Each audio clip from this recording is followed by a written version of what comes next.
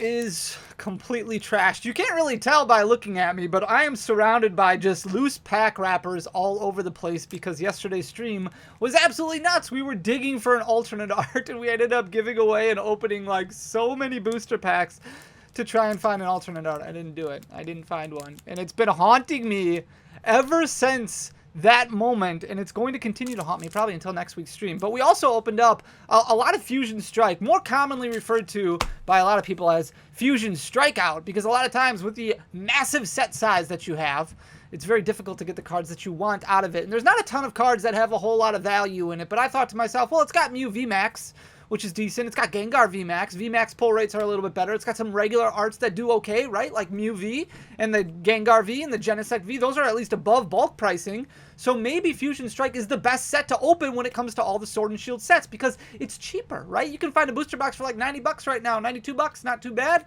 Maybe that's where the best bang for the buck is found. And we've gone over some of these sets over the past few weeks. We went over Evolving Skies. We went over Brilliant Stars. We went over Astral Radiance last week Friday to determine the amount that you should expect out of opening up that specific booster box and then associating that with a fun cost, right? Because you go to the movies, you don't expect to make money going to the movies, but you expect to spend money to have fun, to have entertainment. You shouldn't expect to make money when it comes to opening booster boxes. You want to pull some value out of it, but you expect that you're going to lose money. So what is that fun cost? What should you associate with that? How much should it cost to open up a booster box? Because it's not going to be $140 because you're going to open up cards that have value associated with them, which is going to bring that cost value down.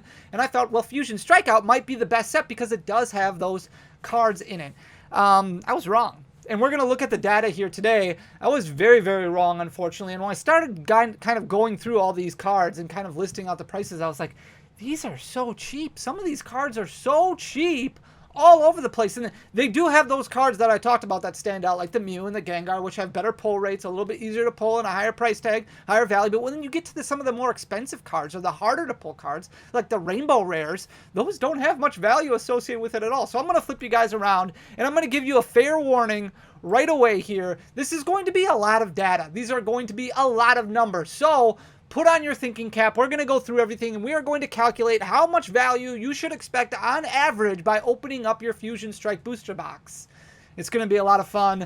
I'm going to do my best to kind of explain everything. So what we did is we took our pull rate data. We opened up like 1,700 booster packs of Fusion Strike prior to the set being released, and then we calculated pull rates for that set so that way we could give you guys the best understanding of what you should expect when it comes to pulling the cards that you want. A lot of people were chasing alternate arts, as they always do, and we wanted to kind of break that down and determine how many packs it's going to take to get that Gengar or to get that Espeon.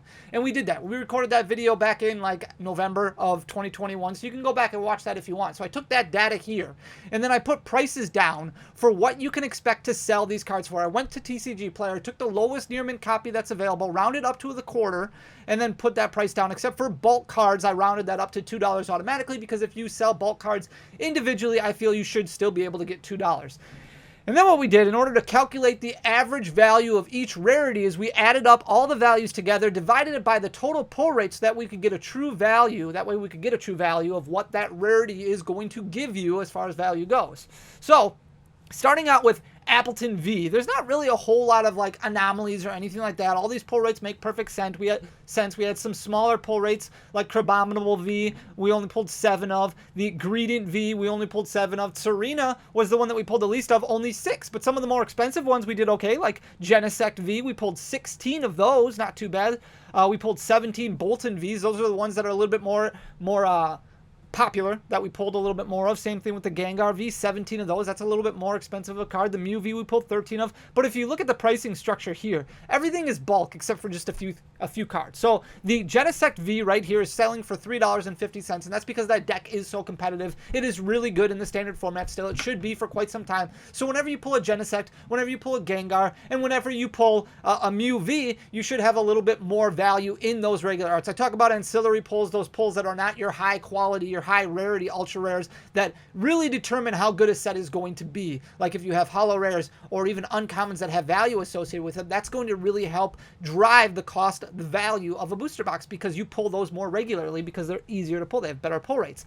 So Genesect V, $3.50, the Gengar V, $3, and the Mew V, $4. So nothing outrageous, nothing crazy or anything like that. Everything else just bulk. Bulk rates, $2 a piece. When we get to VMAXs, pretty cheap for the most part. You're looking at a Bolton VMAX, which we pulled 6 of at $2.25. The Chandelure VMAX, which we pulled 8 of at $2.75. Cinderace VMAX, $3.50. We pulled 11 of them. Gengar, not too many of those. We only pulled 6 of those. Those are selling for $8 a piece right now. Greedent VMAX, that is the cheapest one. That is a bulk VMAX, I guess, selling for $2 a piece. Then Inteleon VMAX is $3. The Mew VMAX is the most expensive one, still selling for $18, still doing extremely well. And then Rillaboom VMAX, we pulled 10 of those, also only $2 a piece, so bulk for that. The lowest one we pulled was the Inteleon VMAX at $5, and then Greedent and Gengar and Bolton, we pulled 6 each of. If we go over to the full arts, and this is what I was talking about before, these are ridiculously cheap.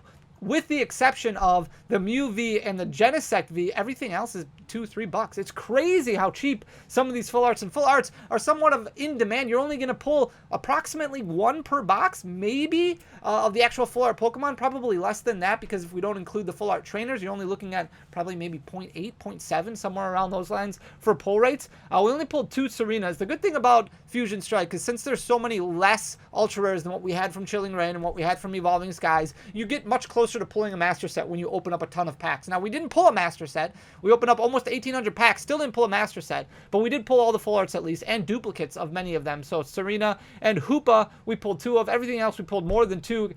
The Mew, which is the most expensive one, at $13, we actually pulled the most of at 6, which is really good. 1 out of every 288 packs. That's the only one that's selling in double digits at $13 a piece. And then the Genesect V selling for $7 right now. Everything else is between $2 and $4. If you look right here, the most expensive one other than those 2 is the Hoopa V at $3.75. Isn't that crazy? That is crazy to me. If we scroll down here and we look at the full art trainer cards, again, very inexpensive. In fact, every single full art trainer from Fusion Strike is selling for less than $6, which is absolutely insane to me. And I know the market is down, I get that, but still, these are, I mean, they're higher rarity, they're a little bit more difficult to pull, so that either tells me that there's just a ton of Fusion Strike out there, or people just weren't really interested in this set outside of maybe a few of the alternate arts, which they just bought singles of. And that's why these are so cheap when it comes to all these prices. You've even got a bulk full art full art trainer here in Sydney at $2 a piece, and the Dancer is only selling for $2.25. Now, we did pull the most of Dancer. The one we pulled the least of was Schoolboy. We only pulled 1 of, and that's only selling for $3.50. But the most expensive one is Alessa Sparkle, which we pulled 4 of, selling for $5.50. Chili Cillin and Cress, $3, $3.50 for Schoolboy, $3.75 for Schoolgirl, Shauna at $4.50, and then Sydney at $2. Moving over to the alternate arts, you get a little bit more expensive here, but not as expensive as you may have thought. Some of these are relatively cheap, with 2 of them being very, very cheap. The Sandaconda V, which we only pulled 1 of, is only selling for $6.50. That is the cheapest alternate art in existence, I'm fairly certain. $6.50. I think the second cheapest alternate art is the Conkeldurr V, which came out in the Pokemon Go set, and the third cheapest is probably this Greedent V right here, which we pulled 3 of, selling for only $11.50. That's absolutely insane to me. Even that Celebi V, I think that the alternate art Celebi V is absolutely gorgeous. It's only selling for $21. Really inexpensive. We pulled 5 of those, selling for $21 a piece. The Genesect, the Breakdancing Genesect V, we pulled 3 of those. Those are selling for $21 a piece. And then the Mew V, which is a really cool looking alternate art, we only pulled 1 of those. That's selling for $37 currently. If we slide over and look at the Rainbow Rares, and this is what I was talking about earlier, some of these we didn't pull. So we didn't pull the Mew VMAX, we didn't pull the Greedent VMAX, and we didn't pull the Schoolboy. So we missed out on 3 Rainbow Rares. I think that's all that we missed out on the set. There may have been 1 more card, but only 3 cards that we didn't pull. But still, really inexpensive when it comes to all of these. Only 1 of them is selling for more than double digits, and that's the Mew VMAX here, which we didn't pull any of anyway, selling for $45 a piece. Everything else is selling for single digits for Rainbow Rares, which is really, really crazy. Chandelure VMAX, $6. The Bolton VMAX selling for $7.25. Chili Cillin and Cress, a Rainbow Rare for $4. Dancer, a Rainbow Rare for $4. It's crazy. And then we've got Alessa Sparkle for $7. Schoolboy and Schoolgirl both selling for $5. Shauna Shauna for $7, and Sydney for $5.50. If we scroll down, we will look at the gold item cards here. So we pulled all of these. The Fire Energy we pulled the most of at 7, but all of these are selling for single digits as well.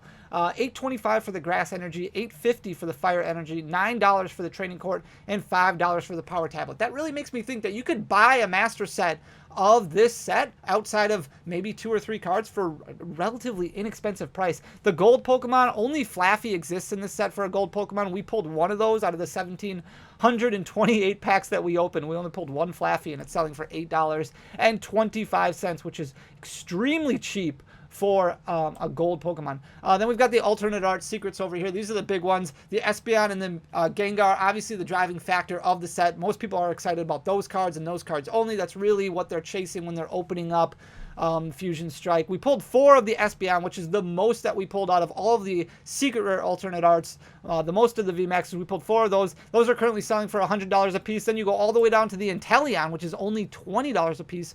We pulled 3 of those. The Mew VMAX, we pulled 3 of those at $58 a piece. And the Gengar VMAX, the most expensive card in the set right now, selling for $105. We only pulled 1 of those in the 1,728 packs that we opened. So what does that mean? How do we break all this down? So like I said, we went out on the pull rates over here. So this is all listed at the bottom here. Tells you exactly what you can expect to get out of your booster box of Fusion Strike. So out of the 1,728 booster packs that we opened, 48 booster boxes, the boxes had an average ultra rare hit rate of 7.9 ultra rares per box. How did that break down? Okay, so we look at the average regular arts per box. We pulled on average 4.5, which is 1 out of every 8 packs. So you open up a booster box, you should get either 4 or 5 regular arts, typically on most occasions. Sometimes you're going to get less, sometimes you're going to get more, but for the average sake, you're going to get between 4 and 5, 4.5.